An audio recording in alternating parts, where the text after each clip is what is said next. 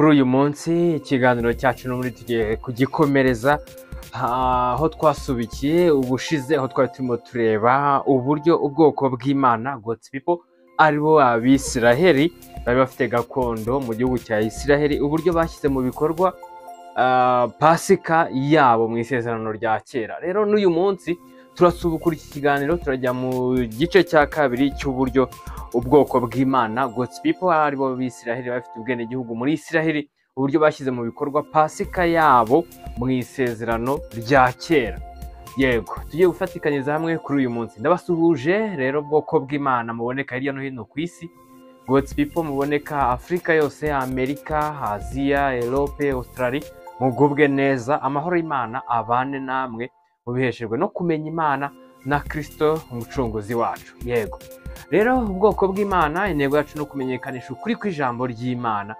Yego, kandi by'umwihariko tumenyekanisha inzira yo kurijya mu bwami bw'Imana. Yego, kandi ubwoko bw'Imana God's people buri gihe buri hantu kuri buri gikorwa doza umutima ku by'iwacu mu ijuru. Nihuza gusanga n'ubundi kintu umuntu aharira igihe kirekire mu buzima bwe, agatanga imbaraga n'ubutunzi ku bw'intego y'icyo kintu. Icyo kintu niyo Mana ye, cyangwa icyo kintu nicyo kiraza guhishura Imana ye nyirizina. Rero nshuti bavandimwe, tubana muri kino kiganiro buri munsi twiga Bibiliya umunsi ku munsi kuri Rera TV1. Tugiye kurebera hamwe n'ubundi kino kiganiro cy'uburyo ubwoko bw'Imana bashyize mu bikorwa pasika yabo mu isezerano rya kera. Yego, niho turasoma n'ubundi mu gitabo cyo Kuva. Turareba igitabo cyo Kuva ibice 12. Turebe duhere ku murongo, dusubukurire ku murongo wa 21 aho twasubikiye ubushize, tugere kuri 32. Reka dusome.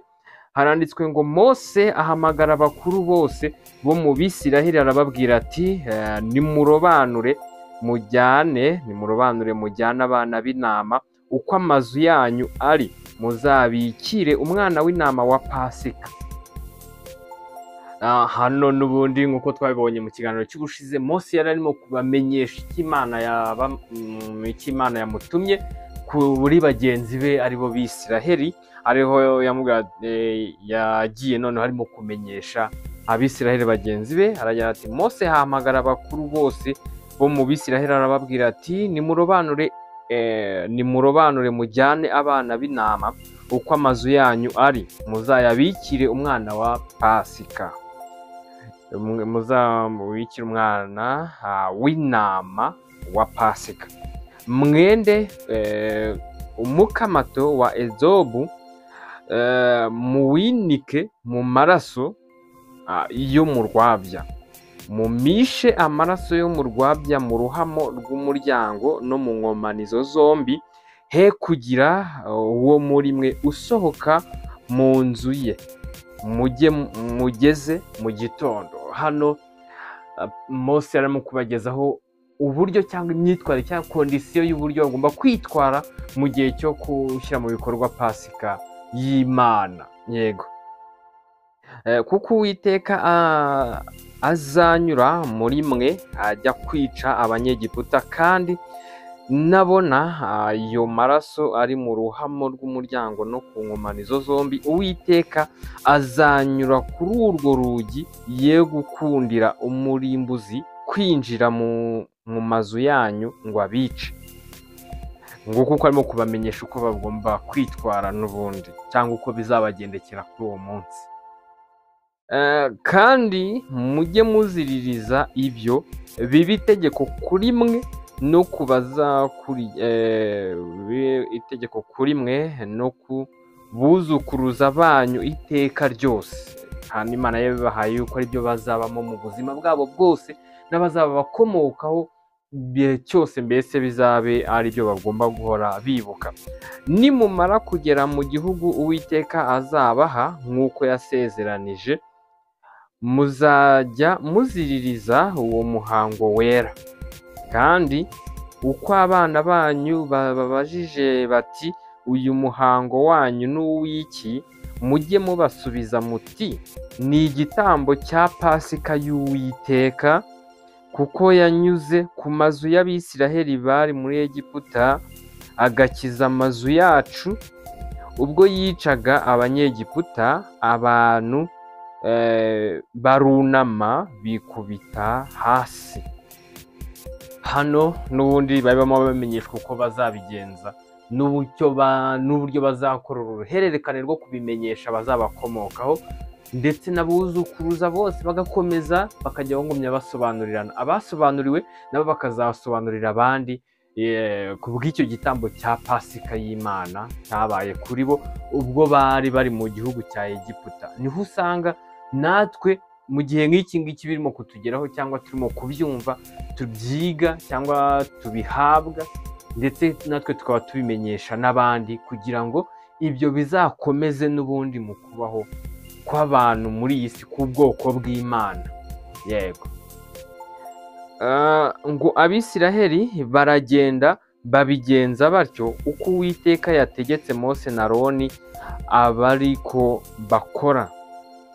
Mu gicuku Uwiteka yica abana b'imfura bose bo mu gihugu cya Egiputa, uhereye ku mfura ya Farawo wicara ku ntebe y'ubwami, ukageza ku mfura y'imbohe mu kazu k'ibwina, n'uburiza bw'amatungo bwose.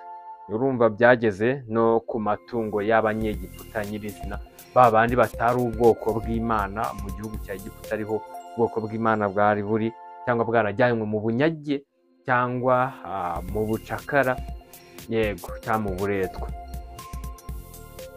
Dukomeje n'ubundi turasanga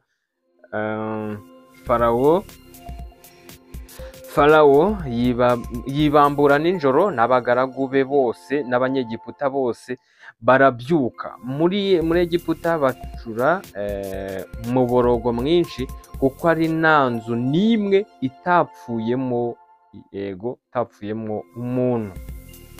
Ahamagaza Mose na Aroni iryo joro, arababwira ati, wa undi Farawo utarumvaga abanyegiputa, utarumvaga Abisiraheli, utarumvaga ubwoko bw'Imana, utarumvaga Abisiraheli nyirizina, ibyo byago bimaze kumubaho, abonye kino cyari icyago n'ubundi cya 10 Imana yateje abanyegiputa mu buryo bwari bubayeho bwo abanyegiputa bari banze kurekura Abisiraheli ngo bagende. Icyo cyago cya 10 rero nicyo cyatumye hano Farawo noneho atumizaho Mose na Aroni, aribwo agiye kubarekura neza ku mahoro, aho ndetse akanasaba Farawo agasaba Mose na Aroni yuko bamusabira umugisha. Farawo ahamagaza Mose na Aroni iryo joro, arababwira ati, nimuhaguruke muve mu bantu banjye,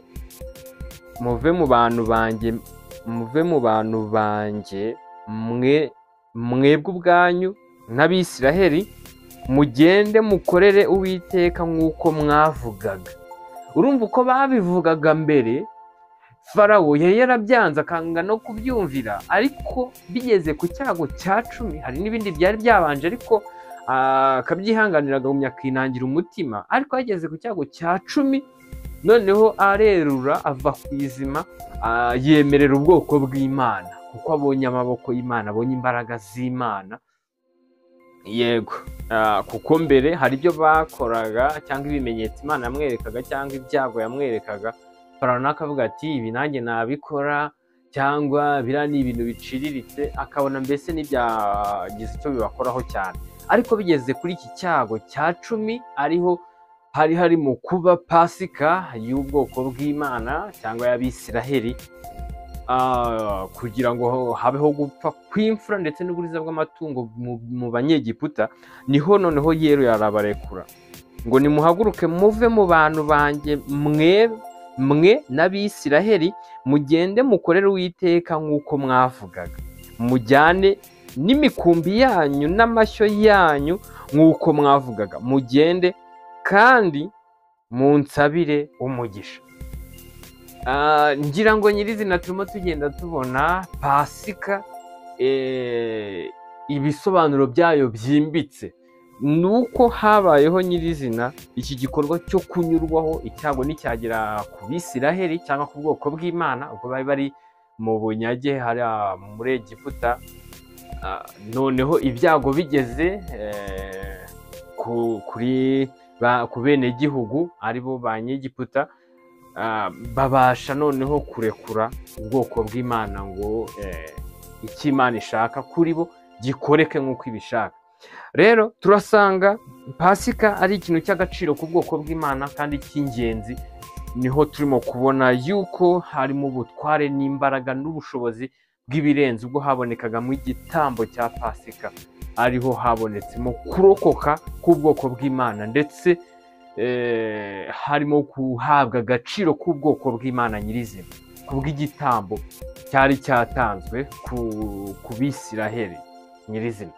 Rero ndabashimiye cyane, n'uyu munsi twari turimo turebera hamwe uko byagenze, cyangwa mu gice cya kabiri cy'uburyo ubwoko bw'Imana bwashyize mu bikorwa Pasika yabo.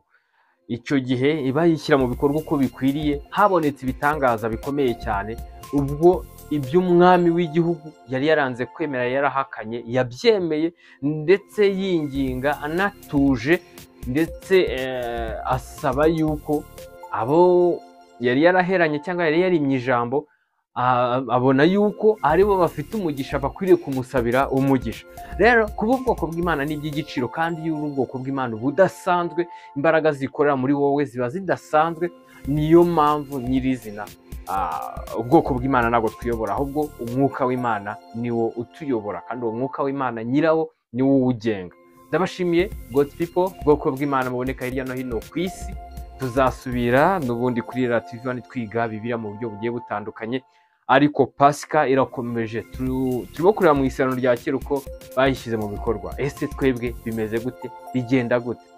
Tuzakomeza n'ubundi tureba kuri Pasika n'ibindi bice bigiye gukurikiraho, twiga Pasika buryo ki dukwiye kwishyira mu bikorwa natwe ubwacu muri iki gihe twamaze gucungurwa na Kristo Yesu, aribyo byaduhesheje kuba ubwoko bw'Imana, cyangwa kuba abana b'Imana, cyangwa kuba abadasanzwe, kuba abayoborwa n'umwuka w'Imana. Ndabashimiye, amahoro y'Imana n'ubuntu bw'Imana bibane namwe, mubeshejwe no kumenya Imana na Yesu Kristo umucunguzi wacu. Murakoze cyane.